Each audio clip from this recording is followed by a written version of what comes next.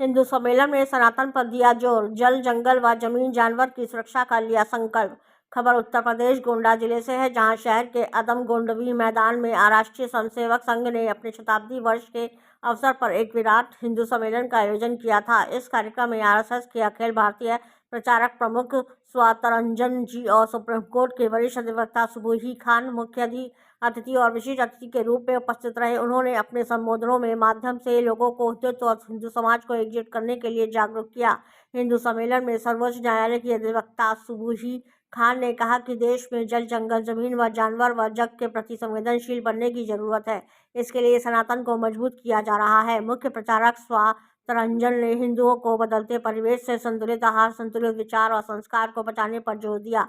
वरिष्ठ अधिवक्ता सुबोही खान ने कहा, यह समय लोगों को बांटने का नहीं बल्कि एकजुट होने का है। उन्होंने बताया कि अंग्रेजी के समय से ही विभाजन की नीति चली आ रही है और वर्तमान में 7 भारत विरोधी मानसिकताएं सक्रिय रूप से देश के खिलाफ काम कर रही है। उन्होंने इस बात पर जोर दिया कि यदि देश की प्रकृति को बचाना है तो भाषा, क्षेत्र, जाति और संप्रदाय के आधार पर बंटना नहीं चाहिए। मीडिया से बात करते हुए सुबोही खान ने ऐसे हिंदू सम्मेलनों को बहुत अच्छा बताया है। कार्यक्रम का संचालन गुड्डू वर्मा ने किया। इस मौके पर विधायक प्रतीक भूषण सिंह, सूर्य नारायण तिवारी, विजय सिंह कारगिल, ओम प्रकाश सोनी प्रमुख रहे। विराट हिंदू सम्मेलन कार्यक्रम से आई सुबोही खान सुप्रीम कोर्ट की अधिवक्ता ने मीडिया से खास बातचीत। गोंडा से राम नारायण जायसवाल की खास रिपोर्ट।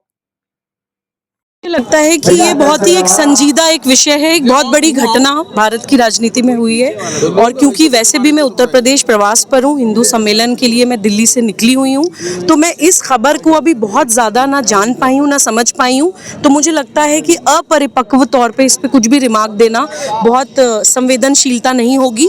तो पहले अभी थोड़े और फैक्ट सामने आने दीजिए, उसके बाद में कुछ कहने की स्थिति में। सभी नेता हैं, चाहे विपक्ष के पक्ष के, वो लोग जो है कि उस पर दुख व्यक्त कर रहे हैं, लेकिन देखिए से बयान आना, सवाल उठाना, देखिए किसी की भी जान जाना, चाहे वो जनप्रतिनिधि हो या कोई आम व्यक्ति हो, किसी की भी जान जाना एक बहुत ही दुख का विषय होता है।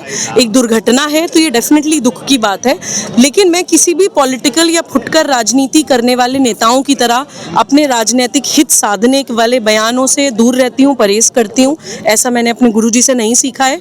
किसी के लाइफ एंड डेथ का सब्जेक्ट है तो मैं पहले समय लेकर इसको समझना चाहूंगी, तभी कोई रिमार्क कर पाऊँ। यूजीसी को लेकर जो विवाद चल रहा है, इसको लेकर कैसे देख रही है?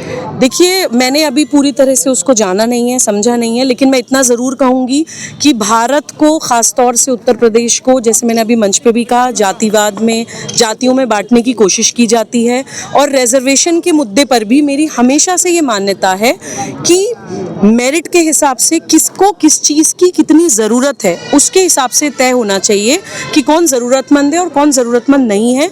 अगर सिर्फ जाति के आधार पर स्टीरियोटिपिकल इमेज में अमुक जाति को इस बॉक्स में डाल दीजिए, इस जाति को इस बॉक्स में डाल दीजिए, अगर हम करेंगे तो वो भारत के युवाओं का, भारत के बच्चों के साथ न्याय नहीं होगा। और अब जिस समय रिजर्वेशन भी भारत के संविधान में डाला गया था, उस समय हमारे कॉन्स्टिट्यूशन मेकर्स ने भी ये कहा था कि जब तक सारी जातियां समान नहीं हो जाती तब तक ये रहना चाहिए, लेकिन एक समय के बाद सबको इक्वल फुटिंग पे लाके ये खत्म हो जाना चाहिए। मैं पर्सनली ये मानती हूँ कि इकोनॉमिक ग्राउंड पे होना चाहिए, ज़रूरत के आधार पे होना चाहिए। जाति के आधार पे देश का पहले ही बहुत नुकसान हो गया है और भारत को जातियों में और ज़्यादा नहीं बंटना चाहिए। लेकिन मैम, जिस तरीके से